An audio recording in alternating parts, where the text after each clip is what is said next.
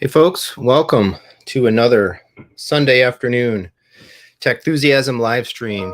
I went a little later today, seeing how that might work out in terms of folks in attendance, especially people that are out of the Eastern time zone. So welcome as you're joining. It is a beautiful day in the neighborhood here in Southeast Michigan. Sun is shining, pretty warm for wintertime. Sorry if you're hearing some thumps and lumps. The family's about ready to make their way out. It's kind of one of those lazy Sundays in our household, but kind of one of the lazy Sundays that I like. We've been working on some cleanup, some home organization. I was able to get some stuff ready for the channel. Did a ton of YouTube content this weekend. We'll talk about that. Shout out to folks as you're coming in. Hey Julius, as you're joining up, pop a message in the chat. Hit that like button. Let me know you're there.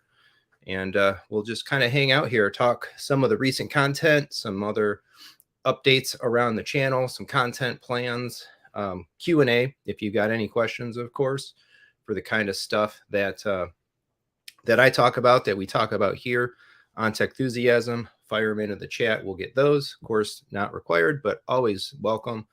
Super chat, super thanks, and all of that kind of stuff.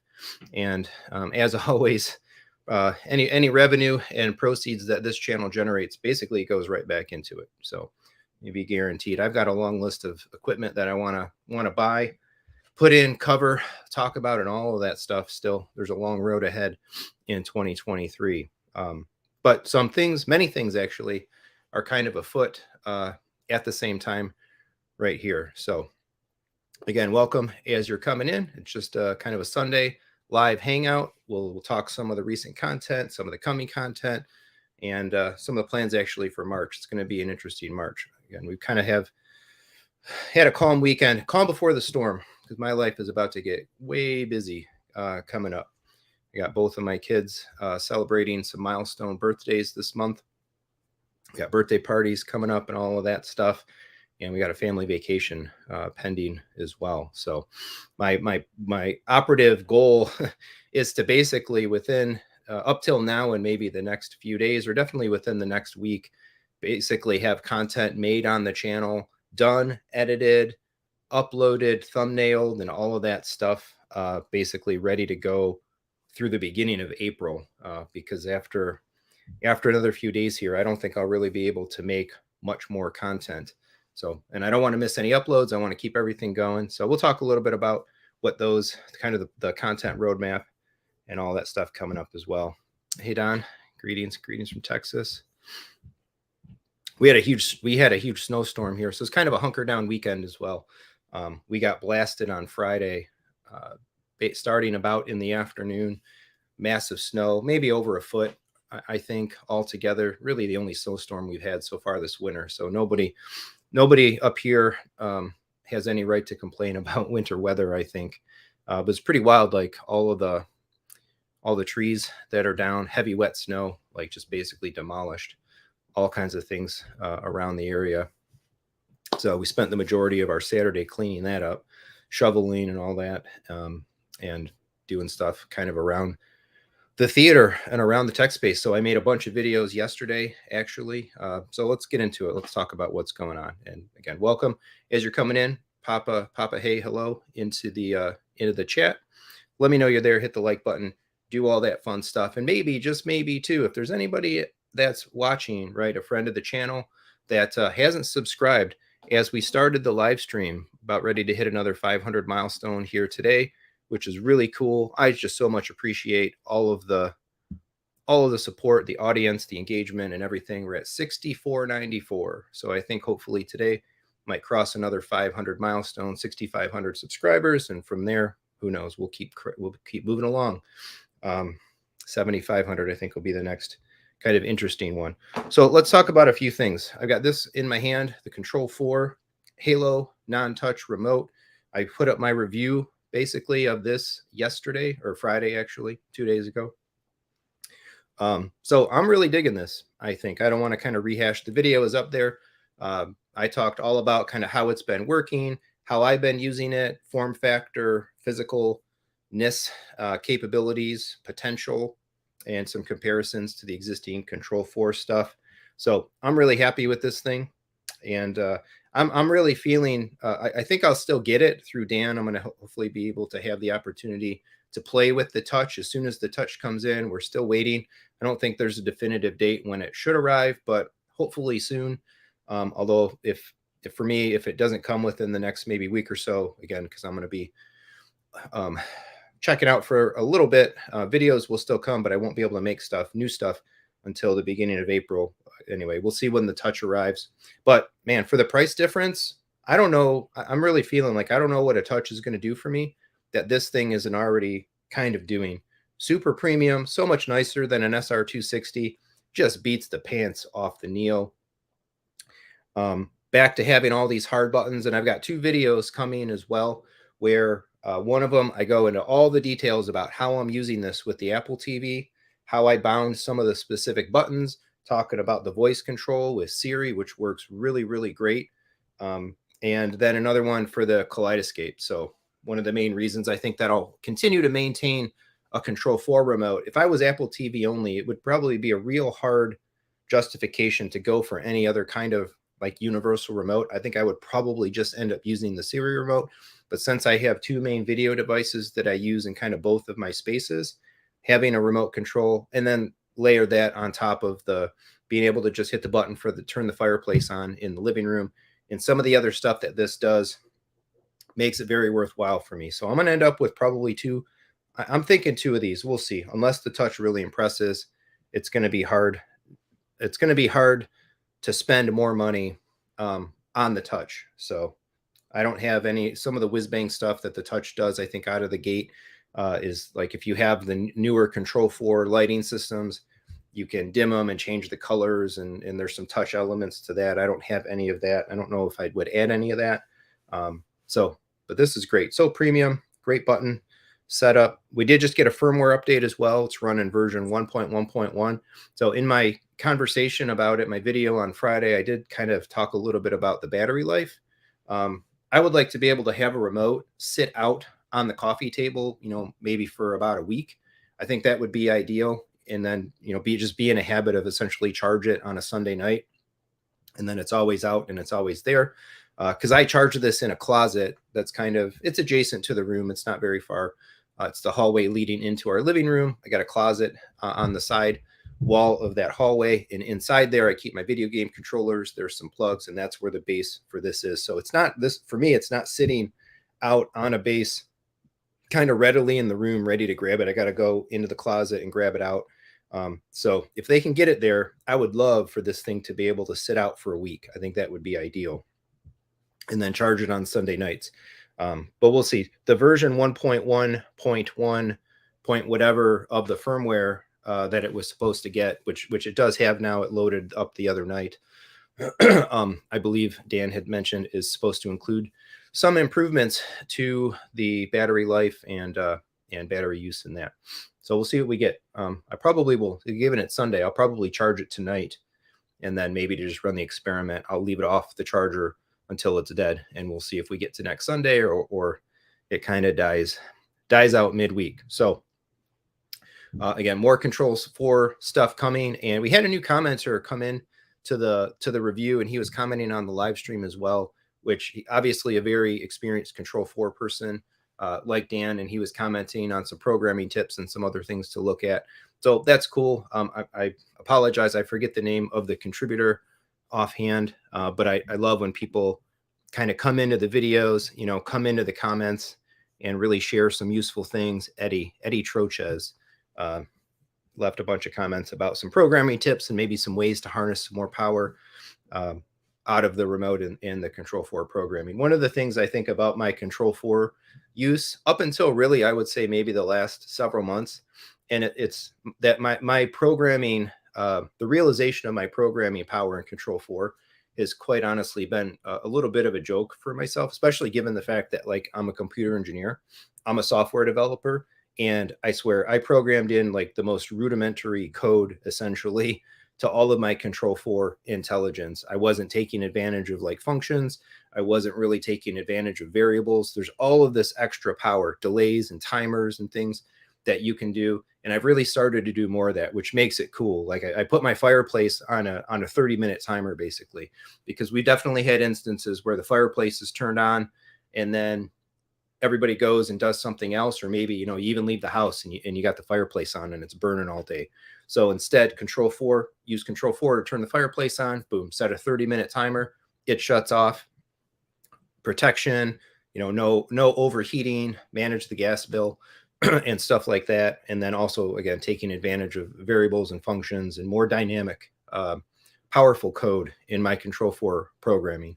So I touch on that actually in the videos coming up for the Apple TV and the Kaleidescape control. I don't go into that in too much detail, but Dan and I were already chatting, and we've been planning it for a little while.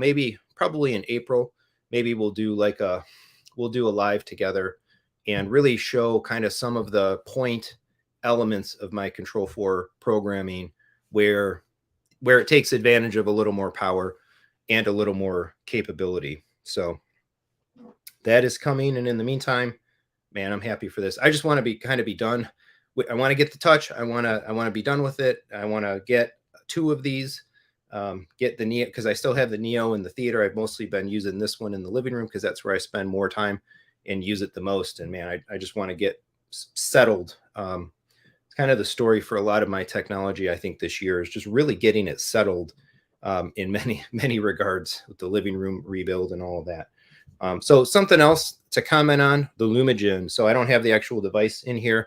I finally got my chance to get my hands on the Lumagen, do something with it. And I was kind of debating exactly what process by which should I get this thing set up. What am I planning to do with it? This is another thing. I appreciate the folks that are sounding off in the comments and through some engagement about like some of their experience using a Lumagen and, commenting, I think, on some of the questions that I want to answer for myself with the Lumagen is like, what does a Lumagen really do for you in a projection setup, particularly if you don't have an anamorphic lens, but you have the scope screen and you're doing the zooming, right? How much does it hopefully beat the pants off of doing installation modes and manual zooming and all that. So I tried to, at first I kind of plugged the Lumagen into the rack and I was trying to just do a simple setup with it, I've got my Kaleidescape, I got the Apple TV going into the AVM70, out of the AVM70 into the Lumagen, out of the Lumagen to the projector. And I realized a couple kind of limitations with that. One is the control, the remote it's basically all IR. The Lumagen doesn't have an Ethernet port, so there's no like web UI or anything on it.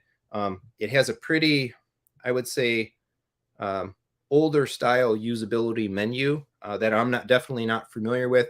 And there's kind of an element of like needing to program profiles and configurations in that for the Lumagen. And as it was sent to me, thanks to Matt Blair High Performance Solutions, it was pulled out of an installation and kind of sent over. So I think it's not necessarily like in a mode or in a way that I can like just plug it in and do anything realistic with it. It needs to be kind of like programmed specifically for my setup, my projector, my screen, and all of that. So when I don't have the expertise to really get the most out of an evaluation of this thing, I know the folks that can help me greatly there. So not to spoil any content or everything is, of course, subject to change. But I have been chatting with Chris Deering. I know there's folks out in the audience that Chris had helped them with projector setup, calibration. I know specifically he's programmed a few of these boxes for friends of mine, friends of the channel, community members of the channel, and all of that. Of course, Chris was on sometime, I think, before the end of last year. We did that long live stream about showing off the Kaleidescape UI and talking about some of the things that we would like to see Kaleidescape do. And back then we teased it, or I was already chatting with him like, hey, Chris, what can we do for a Lumagen like live stream where we set this thing up, we go over it. And I thought maybe because I didn't have one or didn't expect to have access to one, that we would be able to have him like use it in his system. But hey, now that I've got it, so we were talking. I kind of more or less we set it up over the course of this weekend. So Chris is working on some profile configuration setup that I'll have to load, I guess, into the Lumagen.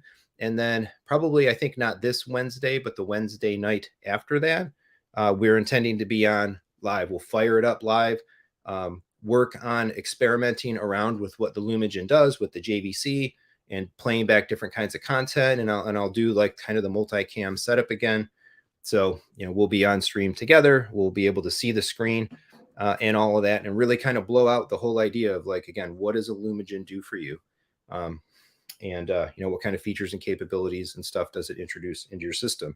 I'm very interested for that, because I think my time with this, similar to my time with the Trinoff, will be pretty limited. I think we'll be able to do that stream hopefully, and then I might only be able to live with it for another week or week and a half. So I'll have to try to use it as much as I can, and then I think it might have to be off to its next home or its final destination, whatever that might be, whatever Matt kind of decrees for what was happening with it next, before we head off on our trip.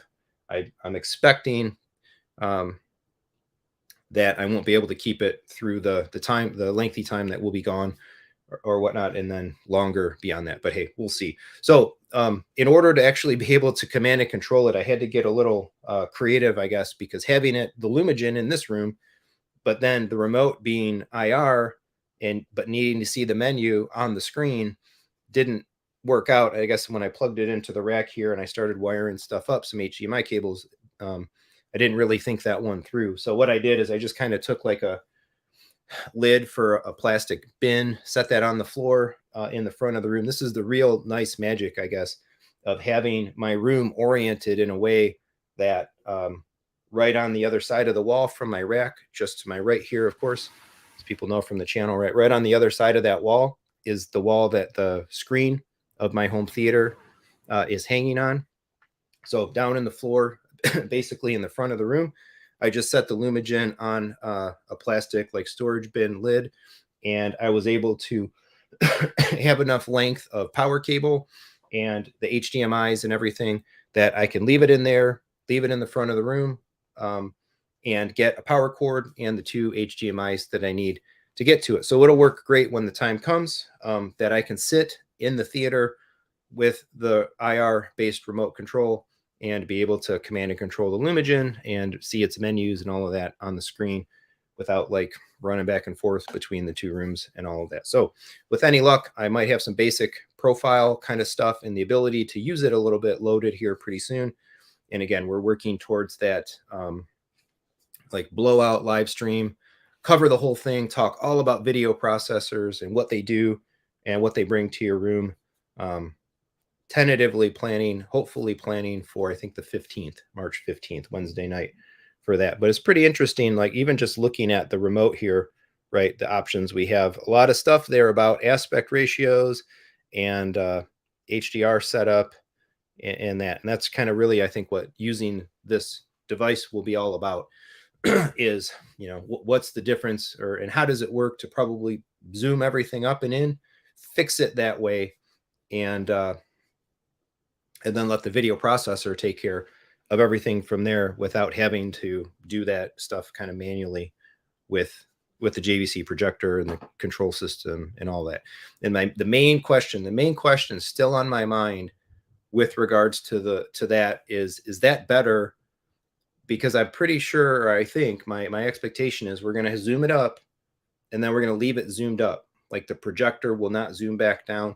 And so effectively, if we ever watch a 16:9 movie and we don't use the stretching to fill that space, that we would have been better off potentially zooming back down and having the blackness on the left and the right of the image and letting the 16:9 image fill the screen from top to bottom in its normal aspect ratio. So that's kind of my one main question. And then we'll see about subtitles and see about using the nonlinear stretch and all of that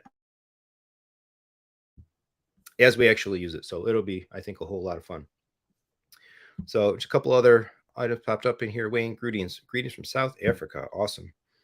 And then Julius is asking, do you think you'll ever buy a Trinoff? Yeah, I never say never, right? Who knows? All else being equal in this hobby, I'm sure that I will continue to buy more equipment, and upgrade things as the time goes by.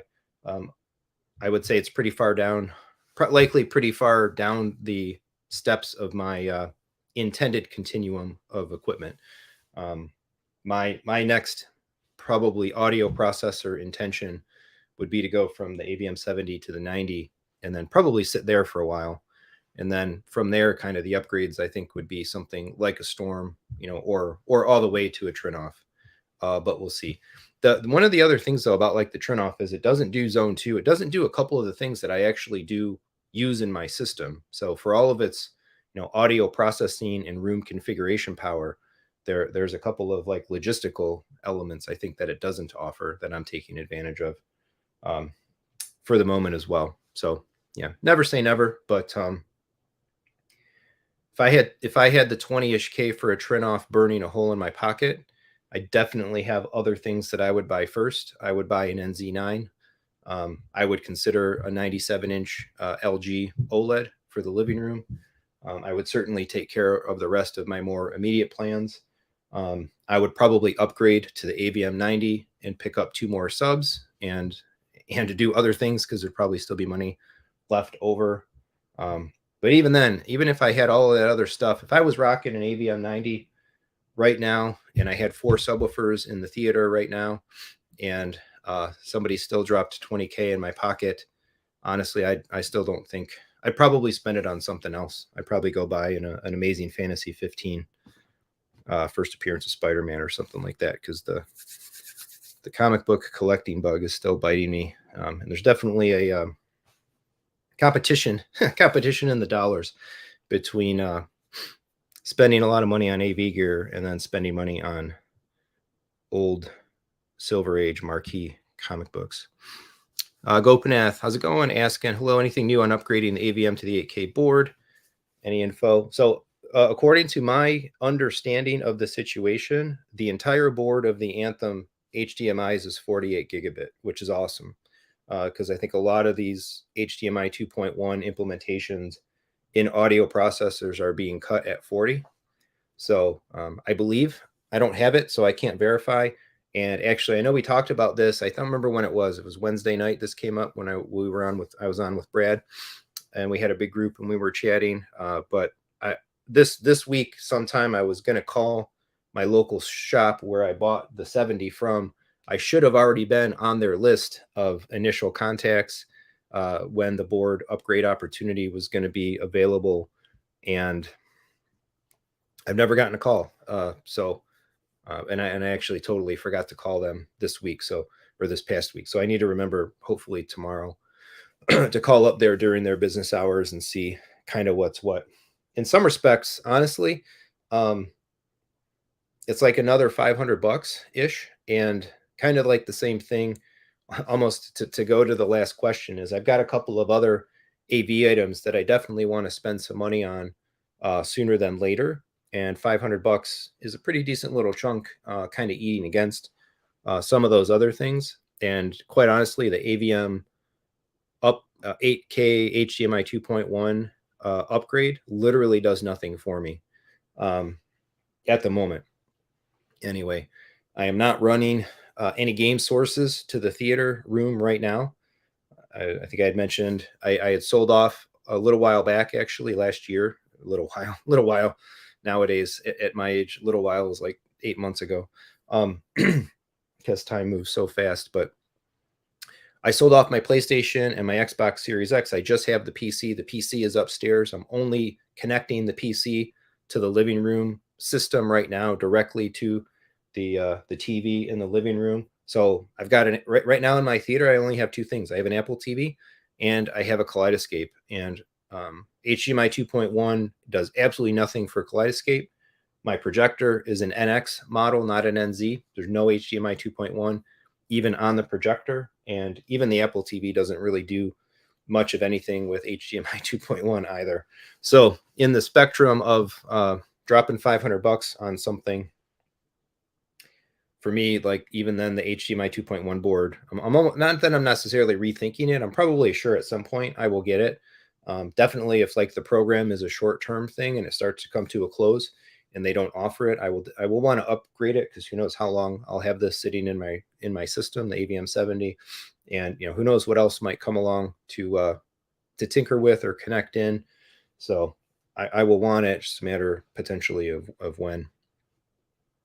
So I'm still kind of shopping a few other things as well. I don't think I really talked about it much. I was hoping to maybe get into a little bit more on the Wednesday night, but one of the other things I think I'll be buying, I'm hoping sooner than later. I actually need to chat with some more folks about procuring this. Is a good pair of headphones. Another reason why, like a lot of these live streams and a lot of my recording, I had been using the earbuds, either the wired Apple earbuds or the AirPods, not the Pro, but just the regular in-ear AirPods. And I find more and more, like every day, sitting at my desk, doing my day job, doing the work job, video conferencing on the phone with people a lot. My ears just bug me so much having in-ear earpods and stuff in them. So I'm really trying to keep those things out of my ears as much as possible. But it makes it hard to do some of my job always using speaker and then using the microphone. Although I still remain incredibly impressed by like the noise canceling bubble that the MacBook is able to do with its microphone. And I think the general quality that the built-in microphone that the Mac has built into itself way better than its webcam, for sure. But in any case, they just did that Value Electronics headphone shootout, and I looked at the results. I posted about it in some LinkedIn chats. Robert Zahn and Brian and a couple of other guys around the whole space that I follow had talked about it. And anyway, they linked the results, and in the category that I was looking for, the Focal Bathies represented very nicely. Basically, it won its category of its capabilities and its price point, and I love the Focal stuff. So it was a very easy pick for me to focus in on one of those. So the reason I say this is because if I had $500 ish, burning a hole ready to spend on some AV gear, it probably wouldn't be HDMI boards that I don't really need. It would be buying those headphones ASAP, because I need the ability to listen to some things a little bit more privately and save my ears. So I think my last cold that I was nursing over the last weekend or so was definitely either in part caused by or definitely made worse with the earpods. I could just feel it over the last months building up, like the pain and the discomfort pulling those things out of my ears at the end of the day every day. So I'm kind of jazzed to have a really nice pair of like audiophile headphones. I've never really had one before, and I'm curious how I'll like it. I usually listen to stuff all day during my workday. Podcasts, I guess, who really cares about the audio quality of a podcast? But if I wanted to fire up some music, or play something else, yeah, I'll be really interested to check those out. And of course, there'll be a full review and coverage and all of that on the channel. So that's kind of one of the focus items that I've really got kind of top of mind right now. So Gopinath's comment here: is there a minimum recommended time to leave a JVC projector on once it's turned on? Oh, don't want to. I don't think it matters, because whenever you turn a projector off, it will run its own cooling cycle, right? The whole reason about like not wanting projectors to shut immediately off is the heat that builds up in the lamp, and if that heat is not managed, then you could damage the bulb or whatever. So that's why a lot of people run their projectors on UPSs. So if power goes out while they happen to be using the projector, it would be able to stay on long enough to kind of cool the bulb, and everything would be fine. So as a user, I don't think that it does matter at all. So regardless, the projector knows how long it was on. It knows its temperatures. It's got all the diagnostic and like detailed info about what's happening inside of it. And if it needs to stay on and cool off for a while, it'll stay on. If it can shut itself down whenever it reaches the right conditions, it'll shut itself down. So I'm not aware of any needs, minimum needs, I guess, in that way. I would just trust the software, the firmware of the projector to do, whatever itself was going to do. What else? So tomorrow, amongst the videos that I had made yesterday, I finally had the occasion to have most of the household, most of the family members of the household gone, so that I could walk around to a couple different zones of the home audio and run Anthem Arc on the MDX 16. So I made that video. It's all edited. It's ready to go. 11:30 a.m. Eastern time tomorrow. It will go live, basically talking about kind of what most of my audio zones in the house are, what they're like, and I show the whole process of using Genesis on one of the zones. It didn't make sense to do it 4 times. It's basically the same thing. It is nice how quickly how quick it is to run Arc when you only have 2 speakers and no subwoofers and no 13 channel home theater and all of that. It takes literally just a few minutes rather than a long time, and you don't have to do the delays and phase integration steps and all of that sort of stuff. I presume that the MDX does all of those if you actually do have a subwoofer in the zone, but I don't have a subwoofer in any of the zones, so I cannot fully confirm or deny that.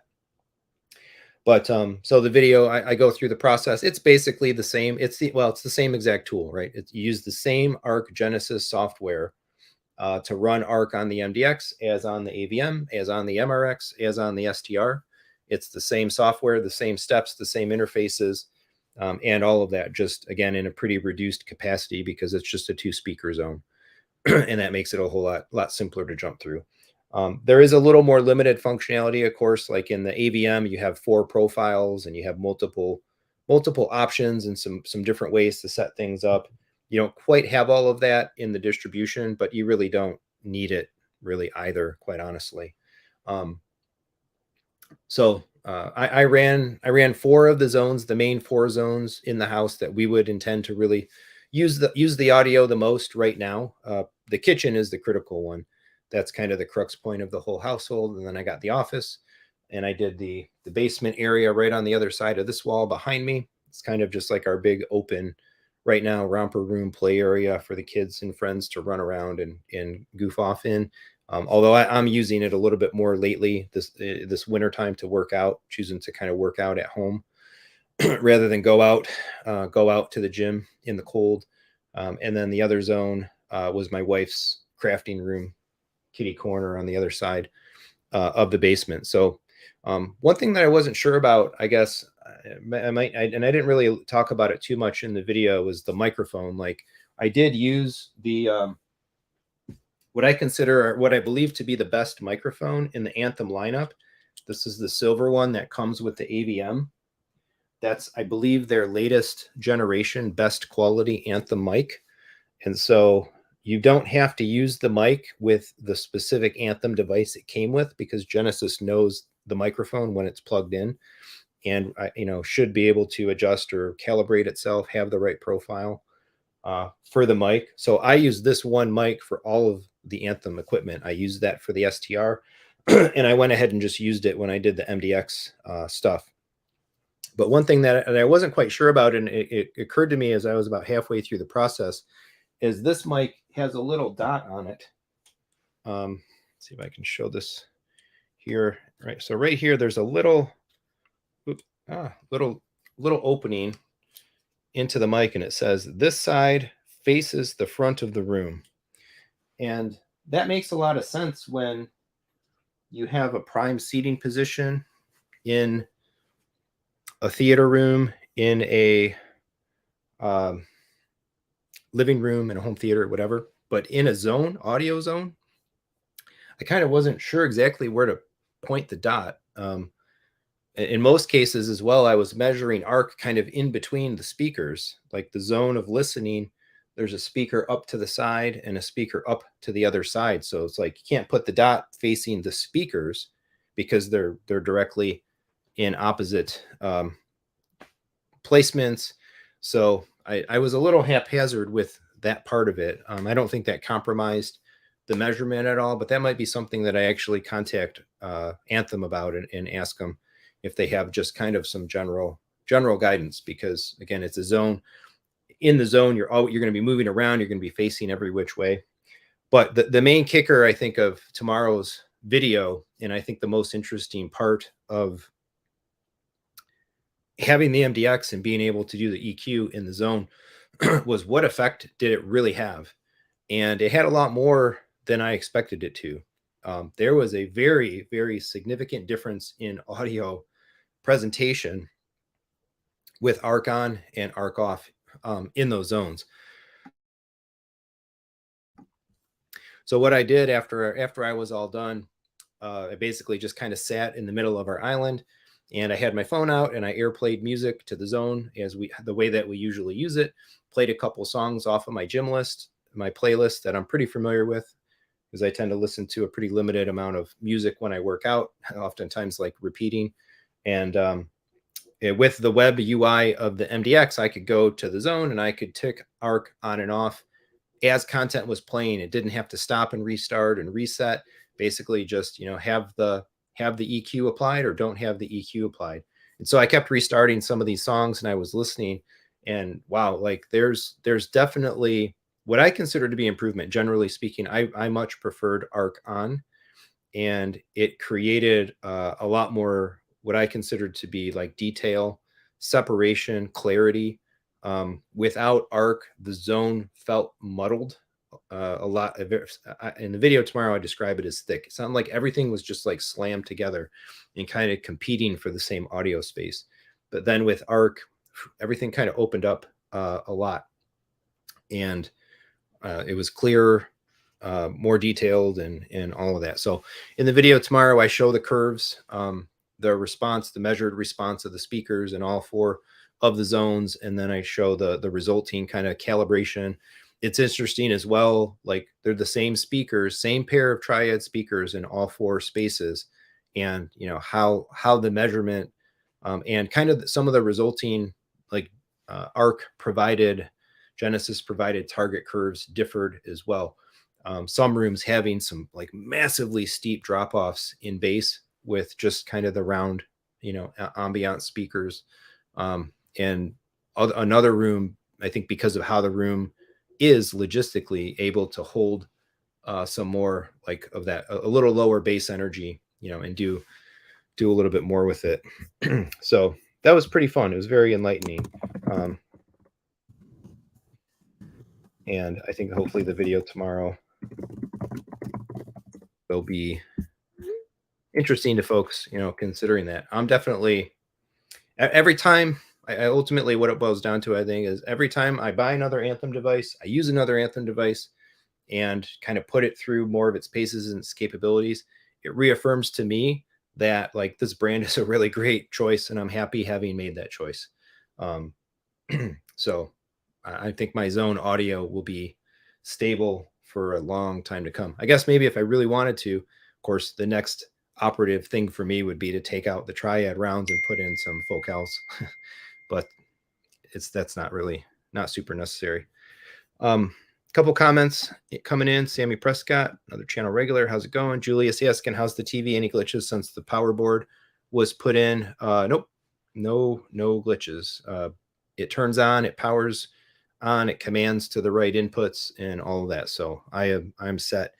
I think I've probably recommended no less than like 20 people to the LG advanced support personnel that was recommended to me and helped me get set up. So hopefully others out there that had 2022 model LG televisions and were fighting some of the power on operation control have been able to get the help. And hopefully the new builds for quite some time had just come with the new power boards, and it's only an issue for folks that bought their TVs back earlier last year. So interesting. Going back to this projector idea, Keeping Up with the Joneses is recommending lamp projectors should be on for 2 hours when you turn them on. Turning them on for less can lead to bulb flickering. Common issue. Interesting. New lamp should always be run on high for 4 to 6 hours. So basically kind of warming things up, more permanently. I'm still on my original JVC bulb, a little good bit over, I think now 1,000 hours. So we'll see. I don't know when exactly I might hit the 2K. Thankfully, I've got the replacement already here, PKL261 18UW. So when I bought my NX, this was my free gift, because the very first NX reservations took so long to ship, and they gave everybody bulbs as a we're sorry that it took so long to get them. So I would hopefully presume that by the time I do use up the current bulb in the NX, and then I put this one in and use this one up, I will never need a third bulb in my NX7, and that hopefully we will be rocking in NZ or whatever is to come after the NZ in the theater room eventually. All right, so let's talk about some other things going on. All right, so we did the MDX, so great, that was awesome. I also had occasion this weekend to try a little more Kaleidescape disc to digital. I covered that a lot last weekend, so I don't want to belabor that point today. But suffice to say, I was able to run a bunch more Kaleidescape cataloging activity on a few other things that I didn't have in the original video. So I tried a DVD and compared to see, is there a price difference in the digital offer if you're going from a DVD to 4K or from a Blu-ray to 4K.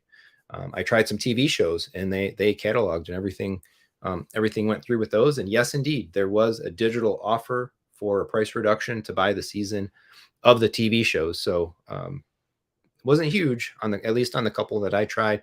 And I did try some movies from some other studios, some more Shout Factory, Paramount, Lionsgate, a couple, I think, of the ones that I didn't have in the first video. I tried some collections. I tried some disc releases that had 2 movies on one disc, which is interesting. I thought about that edge case kind of after the fact, way back when I had my Alto, and I cataloged some disc to digital stuff then some years ago. I recall, like, when you put in a disc and it had 2 movies on it, I think it like gave you a choice, like what movie do you want? What movie do you want to catalog, or whatever, consider for the disc digital offer? And so if I recall correctly, like with the Alto, I'd put it in twice, right? So you put it in once and redeem movie A, and then you put it in again and you could get movie B. But in this case, it was pretty cool. Like, it understood that there was more than one movie on the disc. So that video is made. It's kind of like, I think, what will be the final period end of sentence on the Kaleidescape new disc to digital program, and with some more pricing guidance and all that. And then the other one, another cool thing, I hopefully, well, a couple other cool videos. So I got some stuff coming about the Apple developer debug menu and kind of breaking that down and how to get access to it. The one I use for all the streaming face-offs, and another really kind of cool idea with regards to streaming versus disc, essentially, and which one is better, or essentially how much better is physical media than disc, based on kind of a specific take. So those are all scheduled. It's all the stuff that's going to be coming really over the next few weeks to the channel. And I've got some ideas for a couple more Apple TV related things. And then, of course, the main focus of hopefully my next couple of weeks here before things get really busy is to focus on the Lumagen. Question from Gopinath: is it needed to delete the cataloging title after no, you don't have to delete anything. The system knows, and then you just own the movie. Actually, the movies catalog don't even show up on the UI. Well, Blu-ray's catalog, they don't even show up on the UI. They don't show up anywhere. They're kind of like just in your account, and you have to really log in more deeply online in the web view into your account to see like what you have that exists like in your catalog. However, the DVD that I cataloged does show up on my movie wall right now. I don't like that. I don't want to see that there. So pretty interesting. I don't know if that means technically if I put the DVD in that drive connected to the Strato, it would play it. I don't think it would, because when you have the drive connected, we already kind of showed it goes into disc recognition mode, and that's not like playback mode. And just by being on and connected, you go there. So I don't know. It's a question I don't even necessarily really care about. because at this point in our home theater journeys, it's like DVD. I mean, we all might have some standard definition content hanging around.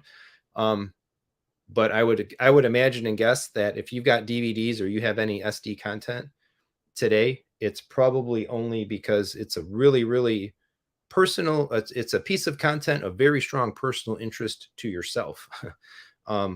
That never made it to, a better format.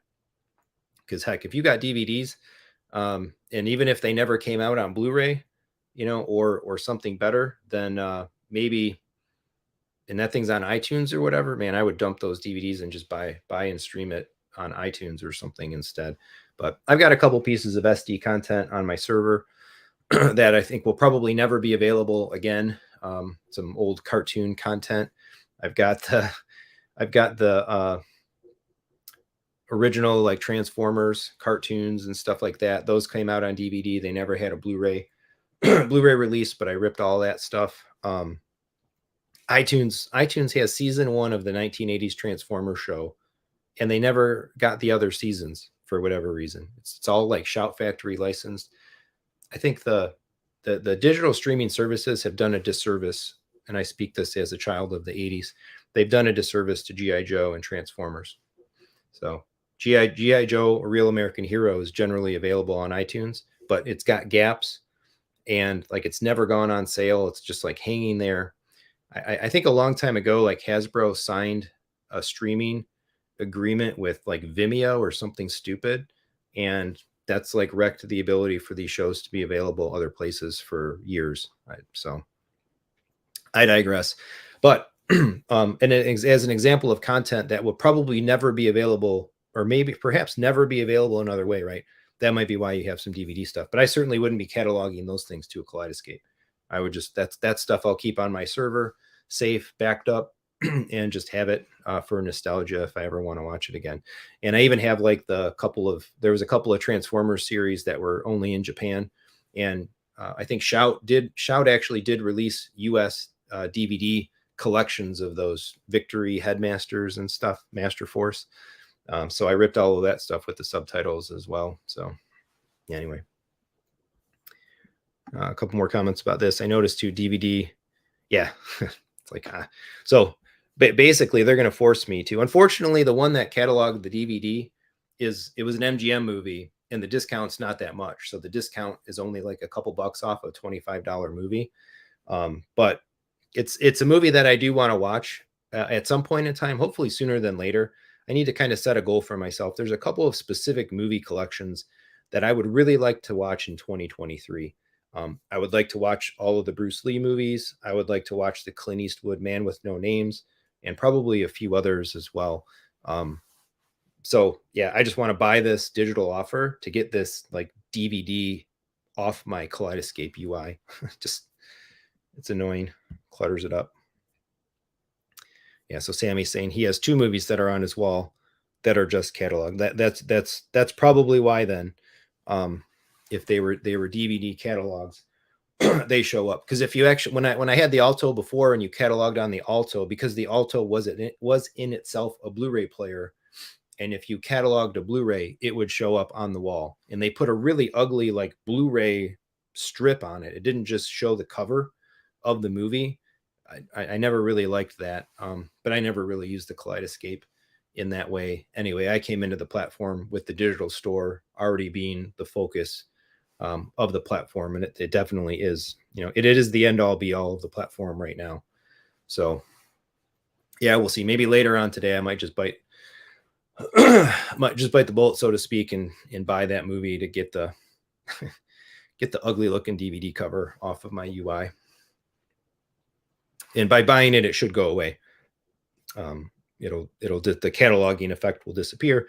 I'll have the right to the movie, and then the movie would only be in the UI with its properly updated 4K cover from that point forward. If I were to show it. So I'll let loose on another kind of thing that's coming at some point soon. Is I had an offer made to me, an offer too good to refuse, to actually potentially get some theater chairs.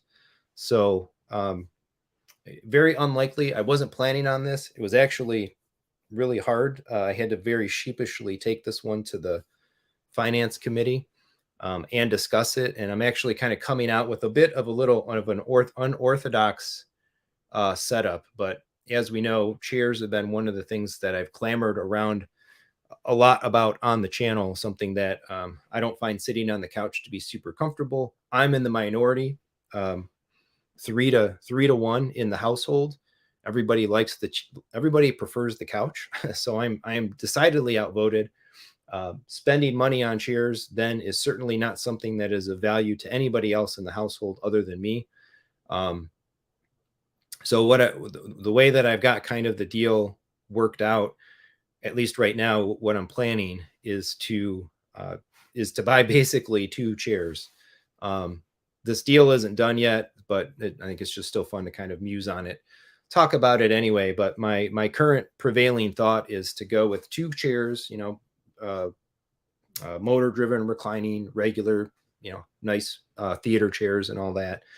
And then essentially take the middle of our couch out, right? Our seating in our theater space right now is an IKEA Kivik, and it's a 3-piece sectional. We have the middle sofa piece, and then we have 2 chases on the end. And that's where everybody sits anyway. The family basically sits in the chases. My wife always sits on one chase, and my 2 kids kind of generally sit together in the other chase. And then I'm just floating there in the middle in this really uncomfortable, unsupported couch seat while they're all laying down and whatever.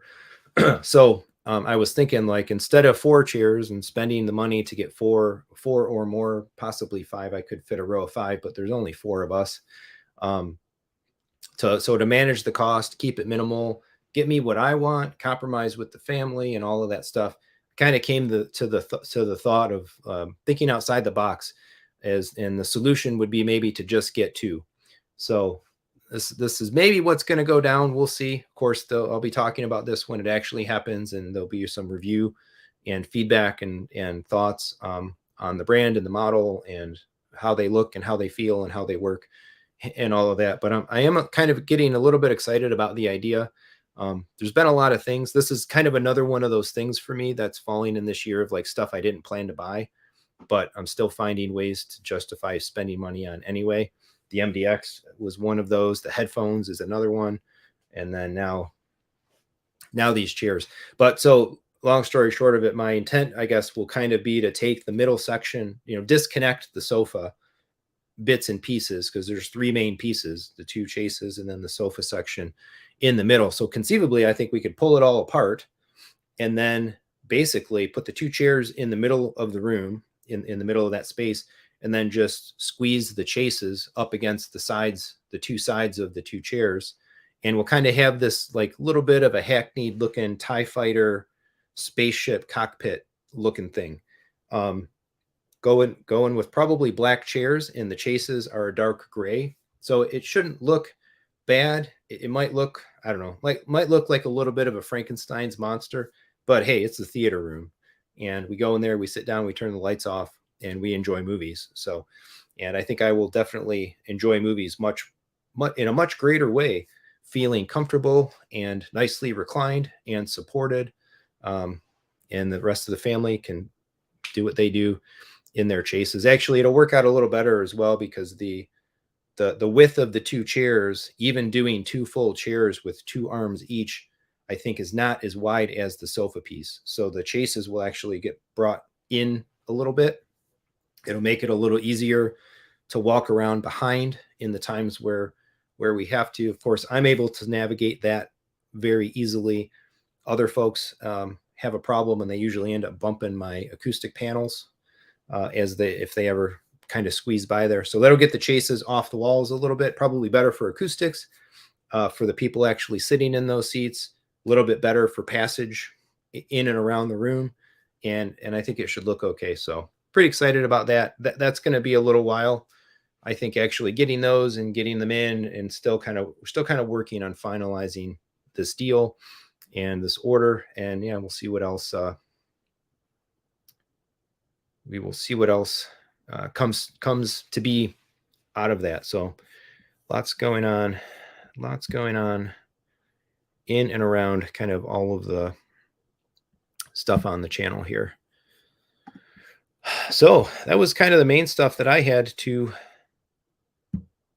talk about today. Sammy's got one more comment in here. One thing I want to see is the ability to work incoming pre-order section. It's always sparse. Oh, on the Kaleidescape. Yeah, I think sometimes it ebbs and flows just based on the content that's coming, and not all studios put their stuff out for pre-order in early availability in equal timing or quantity as others do. So anything else on anybody's minds? We're coming up on the hour here. Any other questions, comments, suggestions? I think after I disconnect here, we might actually do a little more Lumagen setup, do a little more cleaning, a little more organizing. I got down here with a rag today and I wiped all the stuff off in the rack. I wiped everything, all the surfaces off in the theater. Keep it clean, keep it nice. And then, yeah, otherwise, I think we're going to be working on some other household organization. Family is off to IKEA at this moment, buying some shelving units and other things. I had a heartfelt conversation with my wife the other night, basically that I spend a lot more time in our office than anybody else does. And we build our office up as like this 4-desk setup. So the kids would be in there and my wife would be in there. Now the reality is because of COVID and work from home, I'm in there all the time. And then I work in there for the YouTube channel and all that stuff as well. And the kids never work in there because I'm always in there working, and their desks are just like exploding piles of goo. If you've ever seen any of the videos where I sat at my desk and did like a screen recording or something off of the laptop, the kind of mess that was behind me. So anyway, I made the appeal that can I please just basically have the office? Can we migrate the children out of the office? And so I'm actually going to hopefully get a place to put some of my things and keep them neat and orderly and clean. It will be so nice. My stress level will go like this when I have a room I can sit in and control its cleanliness more. So Julie's asking, love my theater chair, but on my next, I think I also want heat. That's interesting because I seen in my research on chairs, I definitely saw like a number of brands offer the heaters. And when you got a leather chair in a basement in Michigan, a lot of times it's going to be cold. Sitting down in there, it's going to take a little bit of time to warm up, even with the blanket or whatever. And yeah, there's quite a few actually nowadays that offer heaters. So I don't think we're going to get heaters, but particularly, I think that would be a selling feature more for my wife because she's always cold. So being able to hit the seat heater and turn it on. I wonder though, like when you run the heat in your seat, does it actually get too warm? Your own body heat and the leather kind of interacting, hopefully after a few minutes kind of takes care of the chilliness factor on its own, and then running the heater might take it beyond comfort. So curious, do you turn it on a little bit at the beginning? Do you run it the whole time? I guess maybe if you have levels, you could crank it up to start and then tune it down. Sammy's saying Lumagen is fun, had one for a while. Oh, so let's go from the envy. All right, so question of the day, Mr. Sammy Prescott Jr., what is your opinion on Lumagen versus Mad VR? Why did you change? And what are you getting out of the Mad VR that you felt you didn't get out of a Lumagen? Yeah, UI desperately in need of redesign. I agree with that. I do like the UI of the Mad VR when I've seen it at some shows and stuff. Looks really cool. I only saw the starting pieces of the Lumagen UI, and it definitely is very dated. Very just like dot matrix text looking, not a lot of visualization. Again, there's no Ethernet port, there's no web UI, command and control, stuff like that on the Lumagen. So we'll see how that goes. I think my expectation though is that once kind of Chris helps me get this thing set up, for the sources that I have, the screen that I have, the projector that I have, once balance is brought to the force, with a device like that, conceivably UI doesn't matter. And actually it would be the dealer, or or an installer type person, pro type calibrator person that would do that setup, and it would be all set. You basically never touch it again until you change devices or whatnot. So this could be a case where, I'm always one definitely for wanting better UIs in products. As a developer, software designer, and stuff like that, I respect usable interfaces, nice APIs, and good presentation, good presentation of software. But yeah, we'll see how that goes. So Sammy, he says he changed due to the EDID. Changed due to EDID. EDID is lowest common denominator, so I have an NZ and 2.1.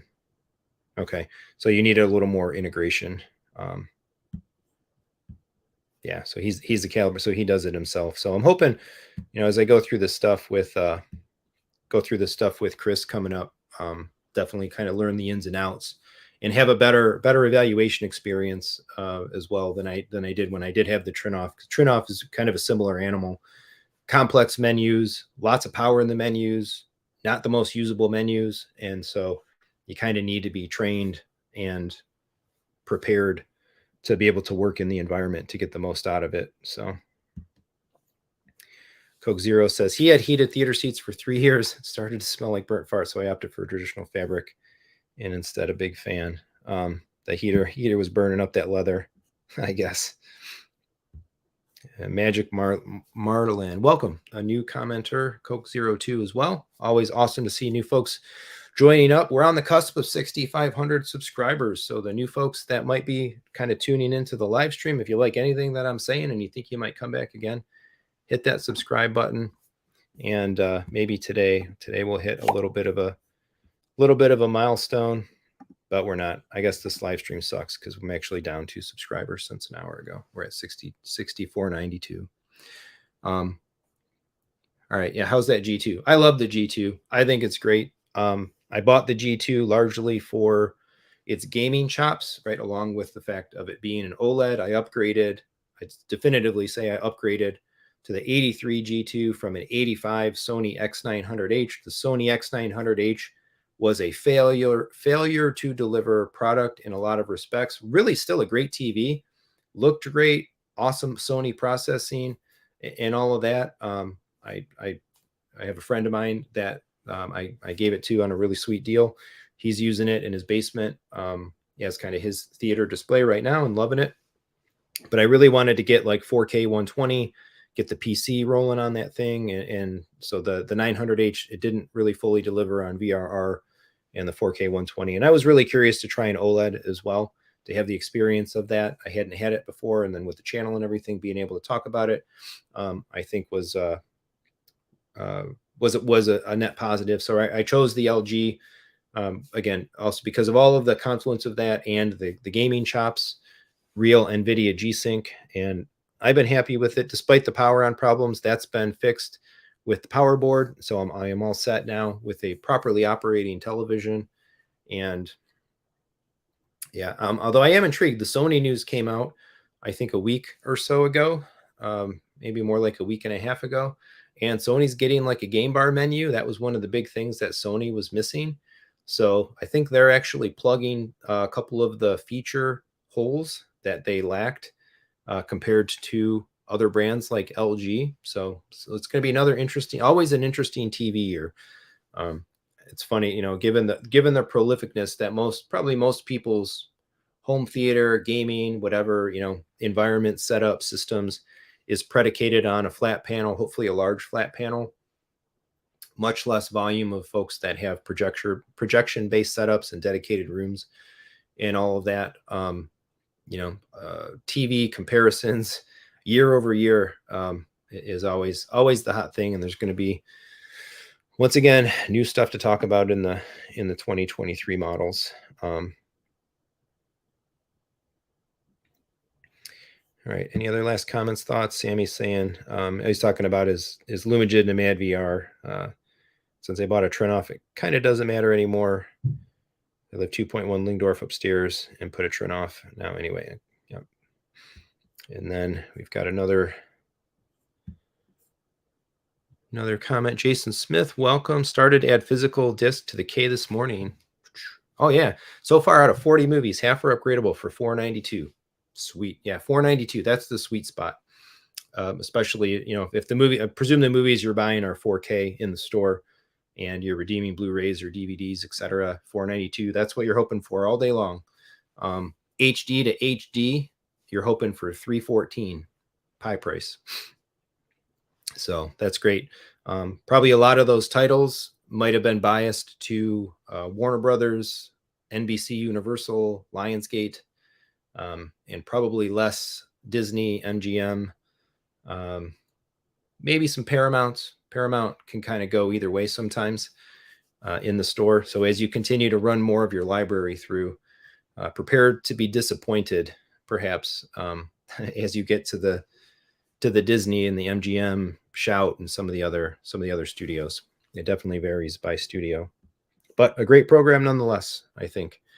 And still kudos to Kaleidescape for bringing us that capability here at the start of the year. Hopefully by now as well. I know people were still posting on the owners forum, like, I didn't get the firmware yet.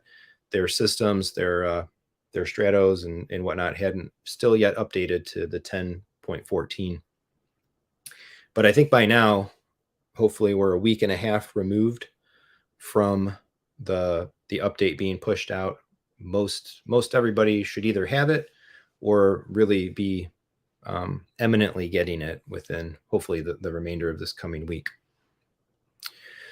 All right, I can feel my voice ready for some water. It's cracking a little bit, talking a lot an hour straight. Any last comments, last call? Still got a few folks hanging out. I appreciate your time and attention and interest to hop on and chit chat with me on this Sunday afternoon. I hope you have a really great and fun, hopefully relaxing and rewarding and enjoyable rest of the day planned. And you're ready to jump in and tackle the week ahead. Get to work, do some things, build some things, be creative, have some fun, and all of that. So tomorrow, look for the Anthem MDX 16 Arc Genesis overview. And then I got to figure out all these other videos that I've got queued up, what's going to be the publishing schedule. And I should also toss out there as well for anybody watching, through the month of February, I did make known that I was kind of doing the consultation calls and times and all that stuff. I was able to do a handful of those in February, and I think every single one of them was incredibly fun and hopefully incredibly beneficial to the folks that I was speaking with. I currently am open. Times are open only for a couple of weeks, and then I won't be able to do that. So if you were contemplating, wanting to do a consultation session, you want to talk about planning your room, you want to talk about planning some brands, you want to talk about learning, Heart of the Teacher teaching lesson about Arc Genesis and using that AQ if you have some Anthem gear, setting up a media server, building a gaming PC, whatever it might be, any of that sort of stuff that I feel I have some unique and direct and very well-established experience to give some guidance on and all of that, I am available for those sessions. Just go to jeremypyle.com, reach out through the contact form.